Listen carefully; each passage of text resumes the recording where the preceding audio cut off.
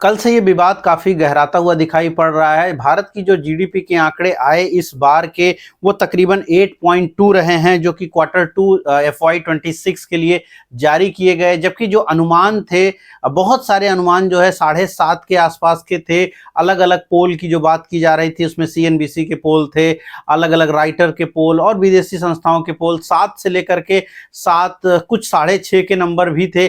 CNBC का जो पोल था वो 7.4 का था, जो काफी बड़ा माना जा रहा था। आरबीआई का जो लेटेस्ट नंबर आया था वो भी 7.5 के आसपास की एक्सपेक्टेशन था, लेकिन गवर्नमेंट ऑफ इंडिया की तरफ से जो डाटा आया वो 8.2 का रहा, यानी 8.2 के जीडीपी के आंकड़े आए।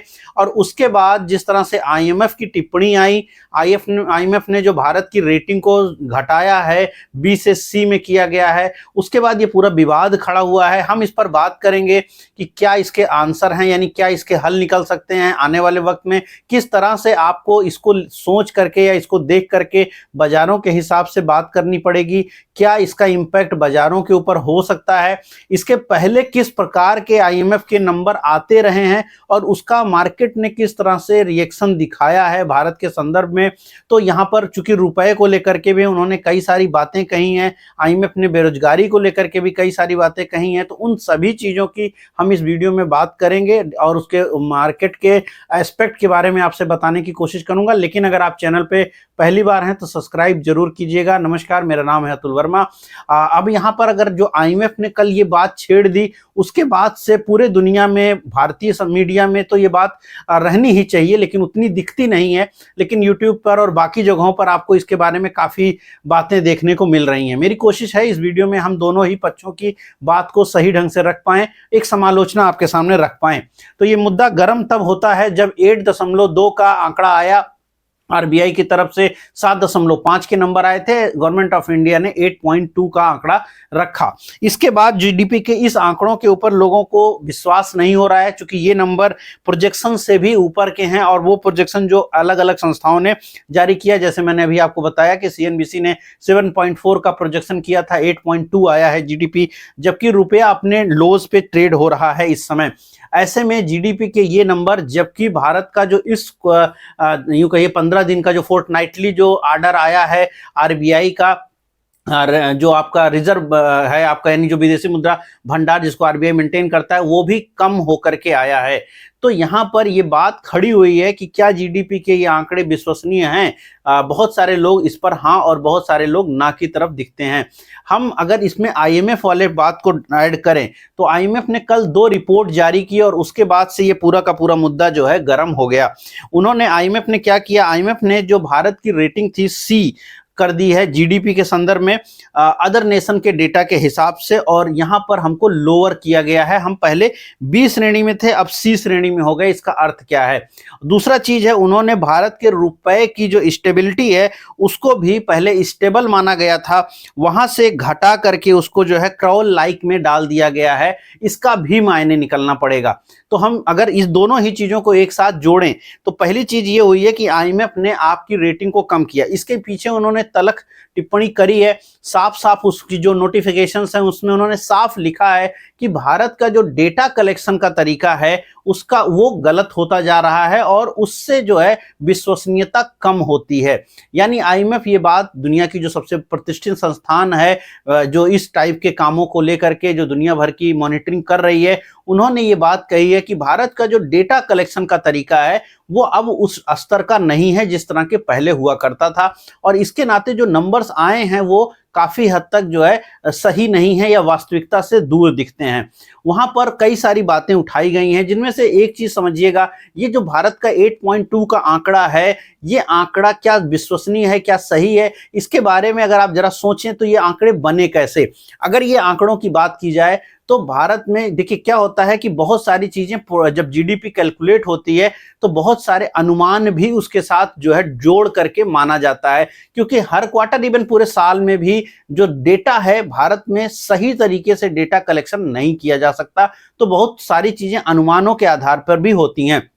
जैसे एक बड़ा क्षेत्र आप समझिए, जीडीपी में 2 मुख्य क्षेत्र होते हैं, एक अनऑर्गेनाइज्ड सेक्टर और एक ऑर्गेनाइज सेक्टर। ऑर्गेनाइज सेक्टर वो कंपनियां, वो लोग जो औपचारिक रूप से काम कर रहे हैं, जहां पर जिनके डेटा मेंटेन्ड हैं, जिनके एम्प्लॉय कितने हैं, सैलरी कितनी जा रही है, कंपनी कितना पैदा करती है, जो जनरली जैसे स्टॉक मार्केट लिस्टेड कंपनियां हैं और बहुत सारी ऐसी कंपनियां जो मार्केट में भले लिस्टेड नहीं है लेकिन वो ऑर्गेनाइज सेक्टर में आ रही हैं, चूंकि वो कंपनी एक्ट के तहत रजिस्टर्ड हैं और वो काम कर रही हैं।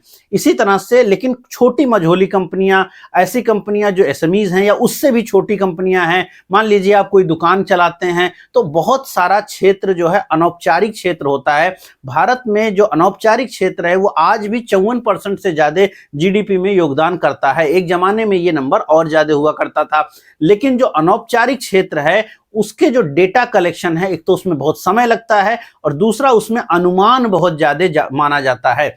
यहां पर जो प्रमुख आपत्ति है वो ये बात की है कि जो औपचारिक क्षेत्र का जो विकास हो रहा है वही सेम नंबर अनौपचारिक के लिए भी मान लिया गया। यानी माना यह गया कि जो औपचारिक यानी जो आपका ऑर्गेनाइज सेक्टर है, ऑर्गेनाइज सेक्टर जिस तरह से बढ़ रहा है, यानी बाटा जितनी कपड़े जो जूते बेच रहा है, ट्रेंड जितने कपड़े बेच रहा है, या जितने बाकी जो प्रोडक्ट हैं, टाइटन जितना माल बेच रहा है, या बाकी जो भी चीजें हैं वो जितनी बिक रही हैं, उतना ही अनौपचारिक क्षेत्र भी बेच पा रहा है। लेकिन ऐसी बात सही नहीं है। क्यों नहीं है?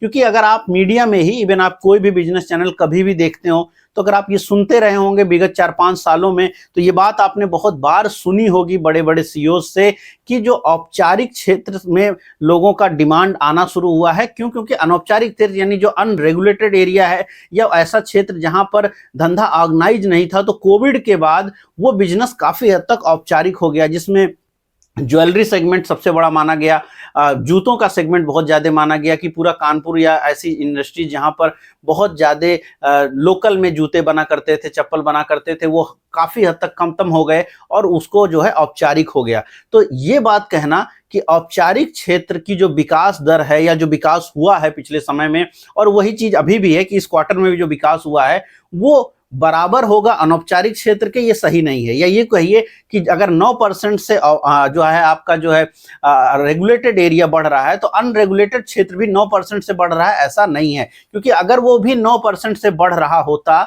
तो लोगों के पास जो इनकम की कमी है, क्योंकि आपने ये बार बार सुना होगा, एफएमसीजी कंपनियां ये बार बार कहती रही और जिसके दबाव में सरकार को जीएसटी कट भी करना पड़ा कि आपका जो जीडीपी है वो बेहतर दिखेगा। यानी अगर कंजम्पशन होता, यानी आम लोगों के पास पैसे जा रहे होते, क्योंकि मैंने शुरुआत में कहा कि 54% लगभग जो है आज भी जो अनौपचारिक क्षेत्र है उसमें काम होता है। अब अगर वहां पर भी 9% का विकास हो रहा होता तो जाहिर सी बात है कि सबके पास ज्यादा पैसे होते।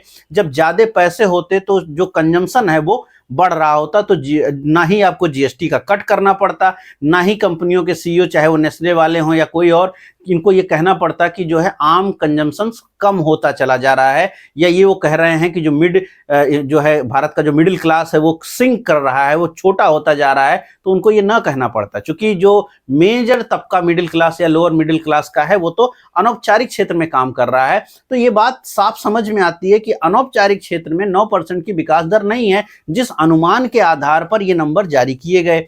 अब अगर वहां 9% 8% की विकास दर नहीं है, वो विकास दर है कितनी? बहुत, अगर मैंने ये जो बात अभी आपसे पहले कही कि बहुत सारे सीईओज ये बात कहते रहे हैं कि जो माइग्रेशन है, यानी जो धंधा है, जो औपचारिक क्षेत्र का धंधा जो बढ़ा हुआ है, उसमें काफी बड़ा योगदान अनौपचारिक क्षेत्र से आए हुए बिजनेस का है। यानी कि जो अनरेगुलेटेड एरिया है वो पिछले, अगर कोविड के बाद से बात की जाए तो वो कमजोर हुआ है या विकास ना करके वो शायद डिग्रोथ में है, वहीं पर जो ऑर्गेनाइज एरिया है वो ग्रोथ में है। तो ये कहना कि दोनों 9% बढ़ना सही नहीं है। ये संभव है कि अनऑर्गेनाइज सेक्टर 2-3% से बढ़ रहा हो और यहां पर आप 9% की ग्रोथ दिखा रहे हो, तो एवरेज नंबर घट जाएगा, ना कि दोनों जगह 9-9% रहेगा। तो ये एक महत्वपूर्ण बात है जिसके बारे में लगातार बातें की जा रही हैं, अलग अलग जगहों पर बातें की जा रही हैं, और ये एक, चूंकि इसके नाते जीडीपी का नंबर बिल्कुल ही अलग दिखाई पड़ता है, तो इस पर ये एक बड़ा आरोप जो है लगाया गया है कि इस तरह से भी नंबर को लेकर के है। दूसरा, जो महंगाई के आंकड़े हैं, मैंने महंगाई पर अभी 5-7 दिनों पहले एक वीडियो भी किया था। आईएमएफ ने भी यहाँ पर वो आपत्ति दर्ज की है कि जो बेस रेट है वो बहुत पुराना है। जो महंगाई के आंकड़े आप जारी कर रहे हैं उसमें 650-700 प्रोडक्ट हैं, जबकि जबकि वो उनमें से ऐसे इतने ज्यादा प्रोडक्ट हैं तो जो एवरेज नंबर आ रहा है वो कम आ रहा है। आम जरूरतों में आम लोग उतने प्रोडक्ट का यूज ही नहीं कर रहे हैं। जो प्रोडक्ट वो ज्यादा यूज कर रहे हैं, जहां पर वो ज्यादा खर्च कर रहे हैं, पिछले 12-15 सालों में खर्च की प्रकृति में बदलाव हुआ है, लेकिन बास्केट्स में वो बदलाव नहीं है। अगर आपने वो वीडियो नहीं देखा है मेरा महंगाई वाला, देख लीजिएगा, उसमें आपको ये सारी जानकारी जरूर बहुत स्पष्ट रूप से मिल जाएगी। मैं लिंक जो है डिस्क्रिप्शन में डाल दूंगा। तो लेकिन वही सेम चीज की आपत्ति आपको यहां पर भी देखने को मिली है कि जो डेटा कलेक्शन है इसका भी सही नहीं है। तो जो आप महंगाई के आंकड़े जारी कर रहे हैं उसके नाते भी जो नंबर दिख रहा है कि आप बहुत भारत की महंगाई काफी कम दिख रही है, तो वो भी यथार्थ नहीं है। तो जहां जीडीपी बहुत अच्छे से ग्रोथ कर रही है, महंगाई बहुत कम चल रही है, ऐसे में जो आपकी बेरोजगारी का दर है वो कम होना चाहिए। अब सरकार जो बेरोजगारी के दर जारी करती है 5.5 से 6% भारत की बेरोजगारी बताई जा रही है, लेकिन क्या सच में भारत में 5-6% की ही बेरोजगारी है? इसके ऊपर भी आपत्तियां दर्ज करी जा रही हैं कि भारत में 5-6% की बेरोजगारी नहीं है। बहुत लोगों का मानना है कि भारत में एक बड़ा तबका है जो हर साल ग्रेजुएट होता है, जो करोड़ों लोग, उनमें से बहुत कम लोगों को नौकरी मिल रही है भारत में। अब इसमें भी काफी ज्यादा चेंजेस किए गए कि जो लोग आप सेल्फ एम्प्लॉयड हैं उनको भी नौकरी मानी गई। एक सिंपल सा एग्जांपल अगर दिया जाए तो अगर सरकार ने आपको 5,000 रुपए दिए हैं, 2,000 रुपए दिए हैं, किसी भी, जैसे बिहार में भी 2-2 हजार दिए गए, तो उनको भी आप एम्प्लॉयड या सेल्फ एम्प्लॉयड कैटेगरी में मान रहे हैं। क्या वो 2,000 रुपए से व्यक्ति पूरी तरह से जो है नौकरी पेशा हो चुका है? नहीं। जो लोग किसानी कर रहे हैं और उनके घर के लोग अगर उसमें सम्मिलित हैं तो उनको भी उसमें एम्प्लॉयड माना जा रहा है। पहले ये जो छिपी हुई बेरोजगारी है, इन नंबर्स को जारी किया जाता था बेरोजगारी के संदर्भ में। जब आप बेरोजगारी पढ़ेंगे तो छिपी हुई बेरोजगारी आपको समझ में आएगी, जो कृषि क्षेत्र में ज्यादा पाई जाती है। तो जो छिपी हुई बेरोजगारी है, ये बेरोजगारी को अब आप सेल्फ एम्प्लॉयड श्रेणी में डाल करके उनको रोजगार प्रदान करा हुआ व्यक्ति नहीं मान सकते, क्योंकि ये नौकरी उनको बहुत लंबे समय तक नहीं मिल रही है, या अगर नौकरी मिल भी रही है, जिस तरह से भारत में गीग जॉब्स बढ़ी हैं तो लोगों की जो वेजेस हैं वो घटी हैं, लोगों का जो क्वालिटी ऑफ नौकरी है वो भी घटी है, और वो भी डेटा में नहीं दिखता है कि अगर आप 8.5% या 8%, इवन 7.5% से भी अगर आप ग्रोथ सच में कर रहे हैं तो भारत का जो युवा है उसके पास पैसे रहते, कंजम्पशन कम नहीं होता, और उसके नाते फिर आपको जीएसटी भी कम नहीं करना पड़ता, और लोगों को नौकरियों के लिए परेशानी भी नहीं दिखती, और इतने ज्यादा सेल्फ एम्प्लॉयड नहीं होते। अगर पिछले आंकड़ों की बात की जाए, जो 52% हमारे यहाँ सेल्फ एम्प्लॉयड हुआ करते थे 2020 के पहले, अब वो नंबर 58% का हो चुका है। यानी भारत की जो टोटल नौकरी है उसमें से 58% लोग जो हैं वो सेल्फ एम्प्लॉयड में हैं। सेल्फ एम्प्लॉयड होना बड़ी अच्छी बात है, लेकिन क्या सच है ये नंबर? आपको क्या लगता है? कमेंट जरूर कीजिएगा। तो अल्टीमेटली ये प्रमुख मुद्दे हैं, ऐसे कई सारे मुद्दे हैं जिनको लेकर के आईएमएफ ने ये बात कही है कि जो डेटा कलेक्शन है वो सही नहीं है, सरकार को सही डेटा कलेक्शन करना चाहिए। यहां पर मेरा मुद्दा ये नहीं है कि सरकार के नंबर गलत हैं या सही हैं। सरकार ने अगर नंबर जारी किए हैं तो निश्चित रूप से भारत की सरकार अगर जारी कर रही है तो हमें उसे स्वीकार करना चाहिए, और हम उसे स्वीकार कर भी रहे हैं, और ये मानते हुए स्वीकार कर रहे हैं कि ये जो ये नंबर हैं ये बिल्कुल यथार्थ भारत का दिखा रहे हैं। लेकिन अगर जमीन पर, जब आप जिस समाज में रहते हैं, अगर वहां पर ये नंबर आपको नहीं दिखते तो आपका नंबर के साथ ट्रस्ट टूटने लगता है। अब यही सेम चीज होती है, तो नंबर अगर गलत आते हैं तो ऐसा नहीं होता कि स्टॉक मार्केट इस पर बहुत बुरा या बहुत अच्छा रिएक्ट करेगा। स्टॉक मार्केट को कोई खास फर्क नहीं पड़ता। पिछले साल भी जो आईएमएफ है उसने एक बार ये जारी करी थी इस तरह की आपत्ति, लेकिन तब हमें डाउनग्रेड नहीं किया गया था, हमको बी से सी नहीं किया गया था। अभी हमें डाउनग्रेड किया गया है, लेकिन तब डाउनग्रेड नहीं किया गया था। लेकिन आपत्ति पिछले साल भी जारी की गई थी और उससे हमें कोई खास फर्क नहीं पड़ा था, हमारी बाजारें ठीक ठाक सा ही परफॉर्म कर रही थी। तो मार्केट इन नंबर्स के आधार पर, यानी आईएमएफ की चेतावनियों के आधार पर दुनिया भर में कहीं काम नहीं करता है। वो इंडिया में भी नहीं करता, वो अमेरिका में भी नहीं करता। आईएमएफ ने हजारों बार चीन के डेटा को लेकर के चेतावनियां जारी करी हैं।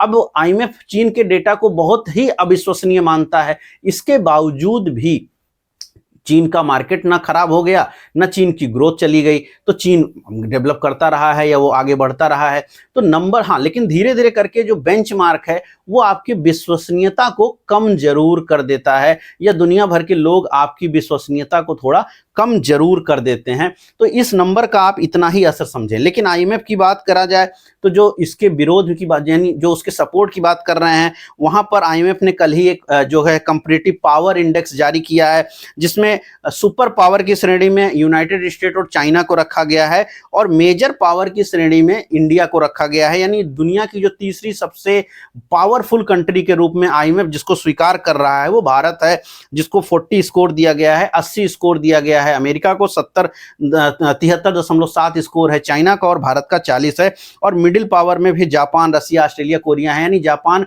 जो कि एशिया की एक विकसित राष्ट्र है उससे ज्यादा पावरफुल कंट्री के रूप में भारत को रखा गया है। लेकिन डाटा विश्वसनीय नहीं है, इसको भी वही संस्थान कह रही है, मगर जो डेटा है उसको स्वीकार करते हुए आपको पावरफुल कंट्री की श्रेणी में भी रखा जा रहा है। अब इसका यह अर्थ नहीं हुआ कि इसको देख करके आप बहुत गौरवान्वित हो जाएंगे, ये भी नहीं है, क्योंकि इस तरह के नंबर्स आते रहे हैं। यही आईएमएफ लगातार चीन को चेतावनी जारी करता है, मगर वो सेकंड पे आपको उनको रखता है। डिपेंड करता है कि आप किसी भी आंकड़े को किस संदर्भ में देख रहे हैं। अब यहां पर क्रिटिसिज्म की बात नहीं है, लेकिन हाँ, डाटा थोड़े विश्वसनीय जरूर होने चाहिए जब आप, क्योंकि उससे आप फैसले ले सकते हैं। लेकिन अगर आप स्टॉक मार्केट निवेश के बारे में बात करें तो आईएमएफ को हम इग्नोर करके ही चलें तो बेहतर है, क्योंकि उससे निगेटिविटी आती है, बट उसको बाजार बहुत ज्यादा संदर्भ नहीं लेगा। बाजारों के लिए जीडीपी के अच्छे नंबर इंपॉर्टेंट है। क्यों? क्योंकि अगर आईएमएफ सही है भी तो क्या, क्योंकि अनौपचारिक क्षेत्रों में तो हम शेयर डाल ही नहीं रहे हैं, पैसा तो हम कहां डाल रहे हैं, शेयर बाजार में डाल रहे हैं ना। और शेयर बाजार जो है वो औपचारिक क्षेत्र है, शेयर बाजार जो है रेगुलेटेड क्षेत्र है, वो कंपनियां लिस्टेड हैं। तो ये बात तो तय है ही है कि जो रेगुलेटेड क्षेत्र है वहां पर विकास हो रहा है, या भले ही वो किसी कारण से हो रहा है, भले ही सरकार कह रही है कि दोनों ही हाथों में लड्डू आ रहे हैं, आईएमएफ कह रहा नहीं एक हाथ का लड्डू बढ़ रहा है, दूसरे हाथ में जो लड्डू था वो आप इसमें से निकाल करके इस वाले हाथ में डाल दे रहे हैं। लेकिन निवेशक के रूप में सोचिए, आप इसी हाथ में तो पैसा लगा रहे हैं, यानी औपचारिक क्षेत्र पर ही पैसा लगा रहे हैं, उस हाथ में लड्डू आ ही रहा है चाहे जैसे आ रहा है। और चूंकि लड्डू आ रहा है तो स्टॉक का प्राइस बढ़ेगा, और चूंकि स्टॉक का प्राइस बढ़ेगा तो आपका जो है डीमैट अकाउंट का एमटीएम बढ़ जाएगा, आपको प्रॉफिट बढ़ जाएगा। और अल्टीमेटली आप इसीलिए आए थे, आपका गोल तो यही था। तो पूरा अगर इस पूरे के परिचर्चा को भी ध्यान से समझने की बात की जाए तो अल्टीमेट रिजल्ट यही आता है कि ठीक है, नंबर हो सकता है गलत हो, लेकिन अगर हम शेयर बाजार वाले हैं तो हमें सरकारी आंकड़ों पे फोकस करना पड़ेगा, क्योंकि जो नंबर आ रहे हैं उन नंबरों में जो बेहतरी दिखती है वो औपचारिक क्षेत्र है, और हमारा पैसा हमेशा औपचारिक क्षेत्र की तरफ ही जाएगा। हम अनौपचारिक क्षेत्र में तो पैसा लगाते नहीं है। तो हो सकता है हम नौकरी करते रहें और हमारी नौकरी चली गई हो, घर का खर्चा चलाना कठिन हो सकता है, आपको एक दिमाग में बन रहा हो कि मेरी नौकरी चली गई है, मैं कानपुर में जूता में काम करता था, जूते की फैक्ट्री में, अब वो बंद हो चुकी है, हो सकता है। लेकिन अगर आपने 1 लाख बचाए थे और वो पैसा अगर आप लगा रहे हैं तो अब आप जो पैसा बाटा के शेयर में लगा रहे हैं तो फिर आप जो है औपचारिक क्षेत्र में लगा रहे हैं, और आपको आपकी नौकरी जाने का दुख जरूर हो सकता है, लेकिन चूंकि आपकी नौकरी गई इसलिए क्योंकि आपका धंधा बंद हुआ है, लेकिन वही सेम धंधा बाटा या के पास गया है, और वही सेम धंधा अगर बाटा के पास गया है या रेड टैप के पास गया है, अभी उन्नाव में बहुत बड़ी फैक्ट्री उन्होंने लगाई है इसलिए मैंने उसका नाम लिया, तो अगर वहां पे गया है तो अल्टीमेटली उसका स्टॉक बढ़ेगा। और वो आप तो स्टॉक मार्केट रिलेटेड बात की जाए तो इन नंबरों में सरकारी पक्ष की तरफ आप ध्यान देकर के आपको ज्यादा बेनिफिट होगा। कोई जीत कोई हार की बात नहीं है। रुपए के ऊपर जो उन्होंने बात कही है, जहां पर उन्होंने नंबर को हमें स्टेबल से अब जो है घटा करके क्रॉल लाइक कर दिया है, इसका अर्थ क्या है? तो देखिए, इसका अर्थ यह है कि स्टेबल करेंसी वो करेंसी है जो धीमी गति से चलती हैं, यानी उनका अगर वो डिवैल्यूएट हो रही हैं तो वो धीमी गति से हो, और अगर वो ज्यादा तेजी के साथ जो है उनकी मतलब उनकी वैल्यूएशन बढ़ रही है तो भी वो धीमी गति से हो। वो इतनी धीमी हो कि बहुत ही आराम से चल रहा हो, मतलब आप उसमें परसेंटेज टर्म रखें तो 2% से भी छोटा अगर विंडो होता है तो आप वो स्टेबल करेंसी के रूप में माना जाता है। जनरली विकासशील देशों के लिए स्टेबल करेंसी का होना बेहतर नहीं है, यद्यपि चाइना में स्टेबल करेंसी, और स्टेबल करेंसी कई कारणों से होती है। अगर आप जो है जैसे भारत की करेंसी है तो भारत की करेंसी पूरी तरह से जो है मार्केट रेगुलेटेड नहीं है। भारत की करेंसी पार्शियली मार्केट रेगुलेटेड है और पार्शियली जो है गवर्नमेंट से रेगुलेशन से चलती है। तो अब पिछले अगर आप 10-12 साल की बात करिए तो जो मार्केट रेगुलेशन रहा है रुपए को लेकर के वो और कम हुआ है, यानी बाजार की जो शक्तियां हैं वो, चूंकि पहले रुपए का बहुत ट्रेड होता था, अभी ट्रेडिंग पे काफी रोक लगा दी गई है। तो जो ट्रेड के माध्यम से यानी मार्केट के माध्यम से जो रुपए की वोलेटिलिटी होती थी वो पिछले 10-15 सालों में और कम कर दी गई है। और पहले जब ग्लोबलाइजेशन भारत में चालू किया 90 के बाद तो उसको काफी बढ़ाया जा रहा था। बेहतर ये माना जाता है कि जो सरकारी क्षेत्र है वो पूरी तरह से रुपए के यूं कहिए रुपए को स्टेबल करने के में काम ना करे, पूरी तरह से वो उससे बाहर हो, मार्केट ही जो करेंसी है उसको रेगुलेट करे, और उस केस में अगर करेंसी स्टेबल हो जाए तो वो बेस्ट माना जाता है। लेकिन वो भारत में तो नहीं संभव है, अभी फिलहाल नहीं संभव लगता है, क्योंकि भारत में सरकारों को ये डर है कि भारत का पैसा जो है वो बाहर जाने लग जाएगा, तो वो एक अलग मजबूरी है। लेकिन चाइना जैसी करेंसी जो पूरी मतलब जिसको पूरी तरह से सरकार मैनेज करती है, वो एक स्टेबल करेंसी है, लेकिन वो करना सही नहीं है। भारत का पार्शियल है। पिछले 10 सालों के अंदर जो है जो स्टेबिलिटी रही है भारत में, उसमें सरकारी पक्ष का योगदान ज्यादा है, चूंकि मार्केट रेगुलेशन हमने और घटा दिए हैं। लेकिन अब यहाँ पे इसको क्रूल लाइक में डाला गया है। इसका अर्थ ये है कि 2% की एक विंडो दी गई है कि आप लगभग इसी रफ्तार से और धीरे धीरे करके आप डिवैल्यूएट हो रहे हैं, यानी साल का 2% का एक एवरेज वैल्यू बन रही है, हम उससे डिवैल्यूएट हो रहे हैं। बुरा नहीं माना जाएगा इसको, लेकिन स्टेबल से खराब जरूर माना जाएगा। विकसित राष्ट्रों के लिए स्टेबल करेंसी होना बेहतर रहता है। विकासशील राष्ट्रों में क्रूल लाइक में भी काम चल जाता है, लेकिन ये थोड़ा सा भारतीय रुपए को और कमजोर होता हुआ या उसके बारे में और कमजोर देखने की पहलू की तरफ बढ़ता हुआ जरूर लगता है। यहाँ पर इसको भी इसमें डालने के पीछे वही कारण है कि आईएमएफ को लगता है कि जो नंबर्स हैं वो गलत हैं, तो ऐसे में पॉसिबिलिटी है कि रुपया जितना कमजोर होना चाहिए उतना कमजोर नहीं दिख रहा है। क्योंकि अगर आप जीडीपी बेहतर है, महंगाई के आंकड़े अच्छे हैं, और अगर आप बेरोजगारी भी नहीं है, तो अल्टीमेटली तो इकोनॉमी बहुत बूम चल रही है, बहुत अच्छी चल रही है। लेकिन अगर मुझे लगता है, और उसके नाते ही जब इकोनॉमी बहुत अच्छी चल रही है तो उसके नाते ही किसी भी देश की करेंसी की वैल्यू बनती है। ऐसे में भारत की जो करेंसी की वैल्यू है वो अच्छी दिखनी चाहिए। तो आईएमएफ को ये लगता है कि ये जो करीब 89-90 रुपए की रेंज में हम पहुंच चुके हैं, 89-30 का भाव है, तो ये जो 89-30 डॉलर के संदर्भ में हमारा भाव है, ये अच्छा दिख रहा है, लेकिन ये इससे खराब है, क्योंकि डेटा ही खराब है, ये आईएमएफ मान रहा है। तो अल्टीमेटली उन्होंने इसको भी डाउनग्रेड एक प्रकार से कर दिया है। तो ये चीज आपको समझनी चाहिए। मार्केट रिलेट करेंगे तो मैंने जैसे समझाया बताया कि मार्केट के हिसाब से आपको सरकारी पक्ष की तरफ ध्यान देखना चाहिए, और हमें मान के चलना चाहिए कि जो सरकारें आंकड़ा दे रही हैं वो ठीक है, और उनके आधार पर हमें काम करना चाहिए। क्योंकि अगर हम उसके आधार पर काम नहीं करेंगे तो शायद हम जो है बाजार को बेहतर ढंग से नहीं समझ पाएंगे, या बाजार के लिए सही अच्छे से काम नहीं कर पाएंगे। रही बात स्टॉक स्पेसिफिक निफ्टी या बैंक निफ्टी के, तो कहीं पर भी जब तक चार्ट आपको बेहतर लग रहे हैं, अगर आप पिछले कुछ दिनों से देखिए, मैंने कल भी वीडियो किया था कि बहुत सारे एफआईआईज लगातार बाजारों पर बुलिश नंबर दे रहे हैं। उसके पीछे लॉजिक यही है कि जब सारी चीजें एक प्रकार से देखी जाए तो जो कंपनियां हैं उनके लिए बेहतर हैं। जैसे कंपनी एक्ट में जो संशोधन किए गए, अब लेबर लॉ में जो संशोधन किए गए, वो भी उनके लिए बेनिफिशियल है। जिस तरह के नंबर्स आ रहे हैं, जीडीपी, महंगाई, बेरोजगारी, वो भी बेनिफिशियल है। तो ऐसे में मार्केट का ऊपर जाना, कुछ एक स्पेसिफिक कंपनियों के सर पे चढ़ के ही जाना, क्या फर्क पड़ता है, बाजार तो ऊपर जाती हुई लग रही है। तो आपके पोर्टफोलियो चले ना चले, उस पर हम डिबेट करेंगे, बात करेंगे, आपसे जरूर डिटेल में चर्चा करूंगा। लेकिन वो होना अलग बात है कि पोर्टफोलियो आपके कम चले, लेकिन हाँ, कुछ स्टॉक के कंधे पर बाजार ऊपर जा रही है, और ये आगे भी हो सकता है आपको जारी रहे, और आगे भी ये चीज आपको लंबे समय तक देखने को मिल सकता है। ये पॉसिबिलिटीज अभी भी आपको आगे देखने को मिल सकती हैं। उम्मीद कर रहा हूं वीडियो पसंद आया होगा। पसंद आया तो लाइक शेयर कमेंट जरूर कीजिएगा। मैं मिलूंगा कल नए वीडियो में। इस वीडियो में इतना ही। धन्यवाद।